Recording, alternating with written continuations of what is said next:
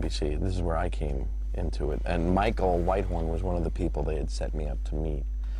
And after meeting him, he enjoyed my, stand-up. He had seen my tapes, and we got together and we kind of hit it off. And he had this idea for this blue-collar delivery type of guy that he thought would be a great, almost a modern-day Honeymooners type show. And I said, well, this guy is very funny, kind of in a unique way.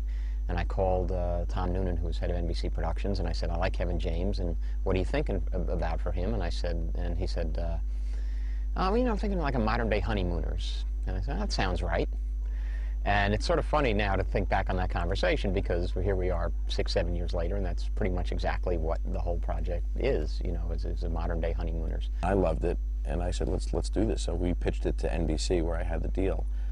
And they essentially wanted to change a lot of the characters, the Arthur character. They wanted to change the Doug character. They wanted to, they thought he was a little too dumb, actually. They wanted to smarten him up a little bit.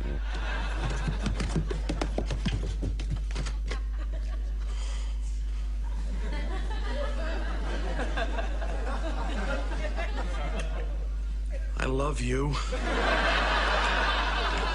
I remember one of the pitches was to have him playing chess on the internet with some kid in Europe, and we just didn't know how that fit in at all.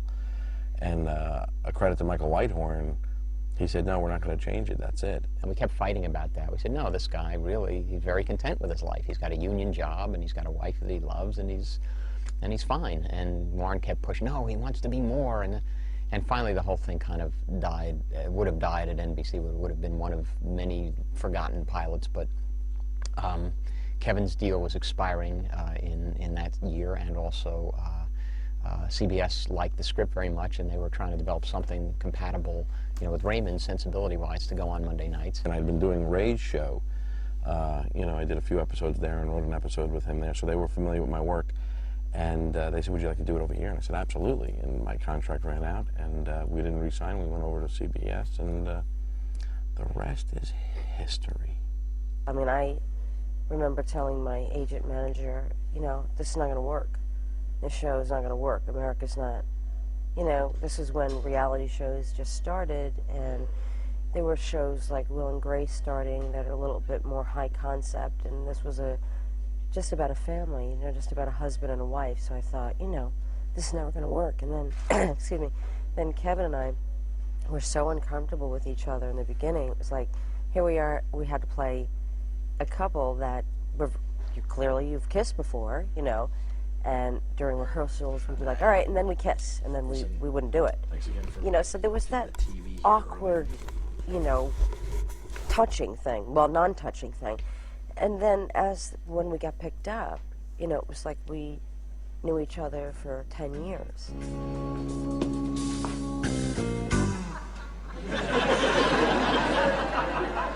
What are you doing? I'm sitting over here today.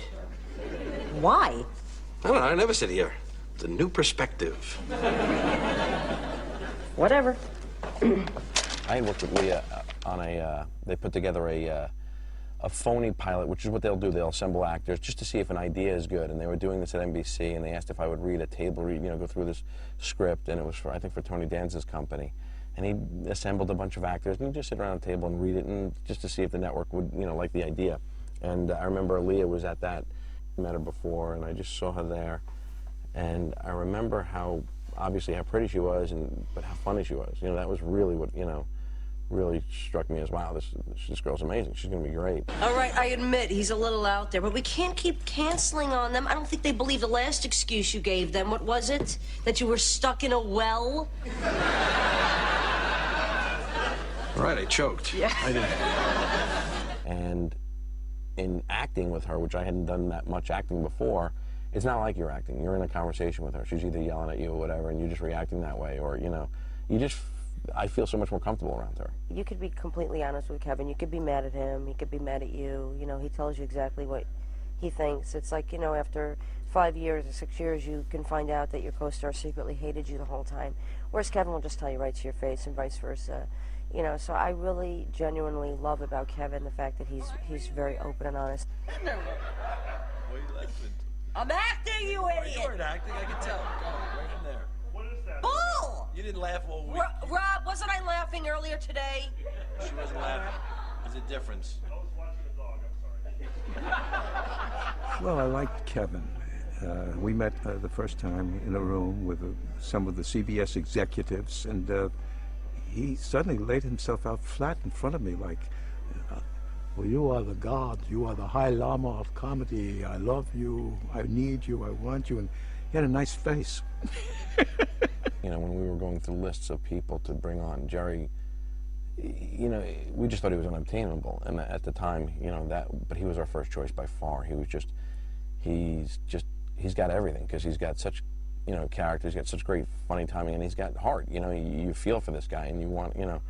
That's the beginning of anything. You have to kind of like what's going on, and at that time, nothing was going on at that moment. I'd finished Seinfeld, and the party's over, and what was I going to do with my existence at that point? I really didn't want to stay in Hollywood, to be honest.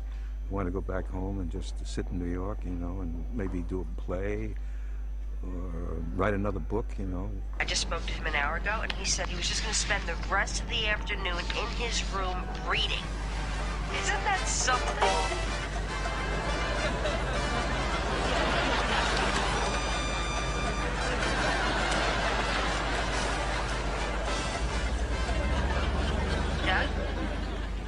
Doug?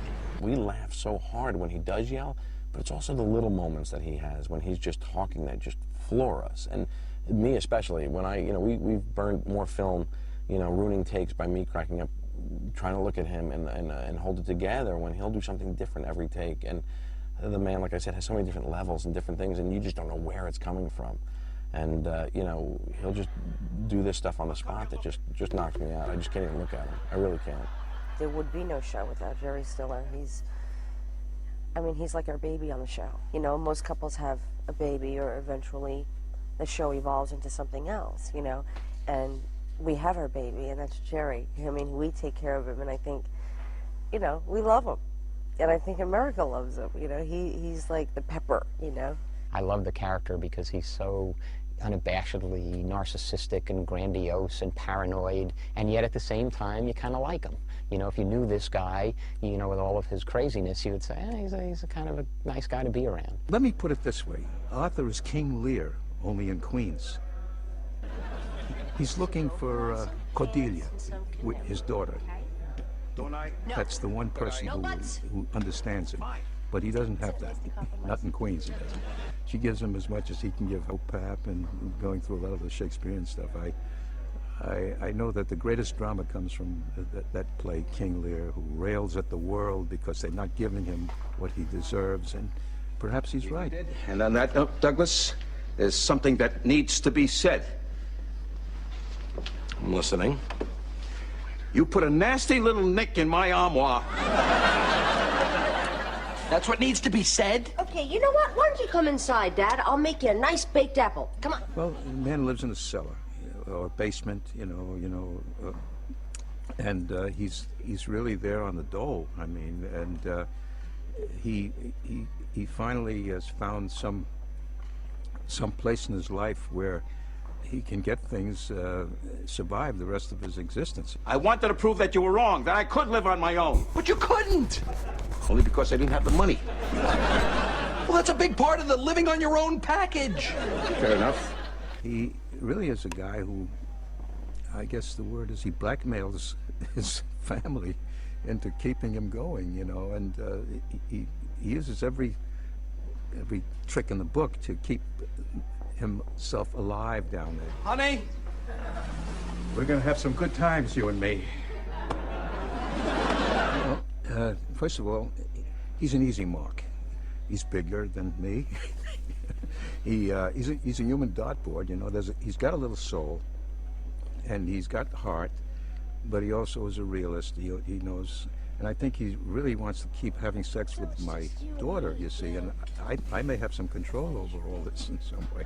I could ruin that marriage like in 2 seconds by certain things I know about what he does. He knows I'm emotionally blackmailing him every second of the day, and somehow or other he'll put up with it. Now, maybe at the end of the year, they'll put me away, you know.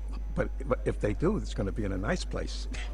I'm going to tell you, I will have everything there. I'll get manicured, I'll have massages, I'll have everything. It'll be one of those places that will make them feel that they regretted the day they sent me away. Welcome! Hey, Arthur. So, Dolly, what do you think? Dad, I want you to come home. You can't live like this. Honey, come on. There's an omelet bar. I gotta tell you, the man throws a great party. I think that they see a regular guy in me, you know, and she's a pretty girl, but I think they can see why we're together sometimes. I think that they see that we get along and we do fit. That's the hardest thing you can't really make that happen. You just got to get lucky. And I think people fundamentally believe that, you know, Doug and Carrie are a real married couple, that you can buy that and watch them relate to each other and it doesn't feel false. The big thing that everybody always said was, you know, well, how's a guy like that going to get a girl like that? You know, I don't buy it.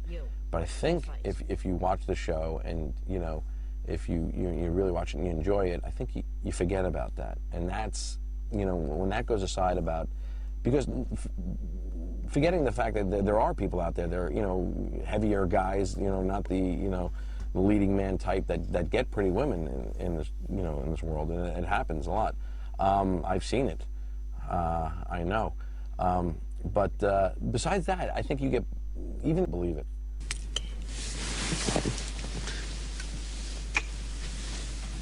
Wait, top half of a movie is all you need. What the hell does that mean?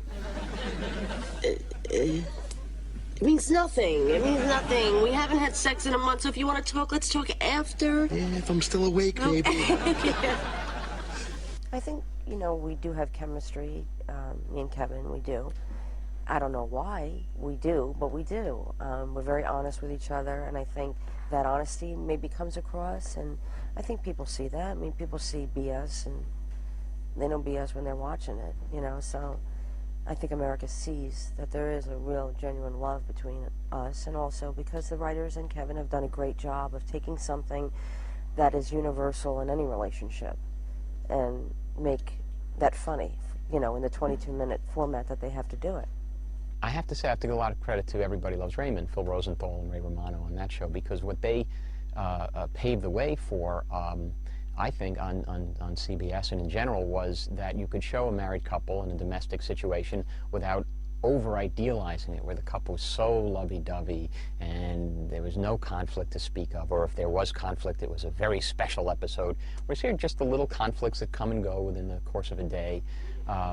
And so I wanted to do that with this show, but I can't claim to be the architect of that idea, but it seemed to be the right idea for this show. Okay, enough. Could you just come sit over here? I want to stay here. I like it. I got a new seat. I say that the character of Doug is, we're exactly the same, except the character of Doug is 4 pounds heavier. That's how I look at it. That's what I've always based it on. So in the off season, I can, you know, I go wherever I got to go, but I know what weight I got to be at when I come in to play Doug. Now, Doug is me. Doug is pretty much, you know, it's me reading lines, basically. I'm not going into any deep character, you know, place to play him, which is nice because it's simple and you can just kind of react like you would react.